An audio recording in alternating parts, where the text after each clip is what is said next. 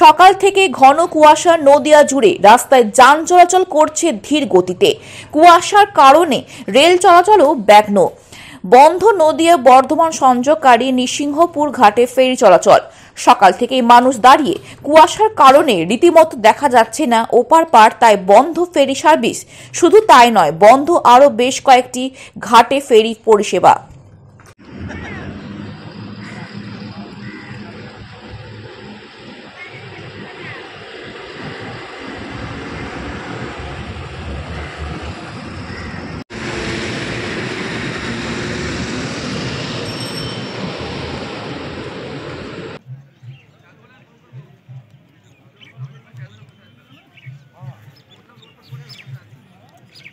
কখন থেকে ঘাট বন্ধ? ঘাট মোটামুটি তোমার সকাল থেকে মনে হয় ফার্স্ট উড়িয়ে চলেছে 9টা 15 এরকম। এই যে ঘাট বন্ধ কুয়াশার কারণে কতটা কষ্টের মধ্যে, মানে অসুবিধার মধ্যে পড়ছে? অসুবিধা তো হচ্ছে, আমাদের কাজ আছে, যেতে পারছি না।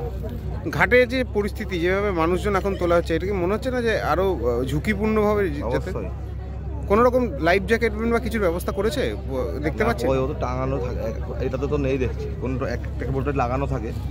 এর আগে বেশ কিছুবার এই ঘটনা ঘটেছে, কিছুদিন আগেও একটা দুর্ঘটনা ঘটেছে। সাধারণ মানুষ চাইছিল যে যাত্রী সুরক্ষা করা হোক, অর্থাৎ লাইফ জ্যাকেট রাখা হোক। সেখানে কি পর্যাপ্ত লাইফ জ্যাকেট তো দেখতে পান আপনারা?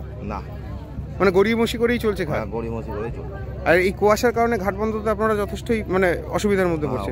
প্রশাসনিক তৎপরতা চোখে পড়েছে? মানে প্রশাসন ছিল? না না। কোথা থেকে আসছেন আপনি? আমি শান্তি। কোথায় যাবেন? যাবো ওপারে, যাবো ওখান থেকে ধাত্রী গ্রাম যাবো।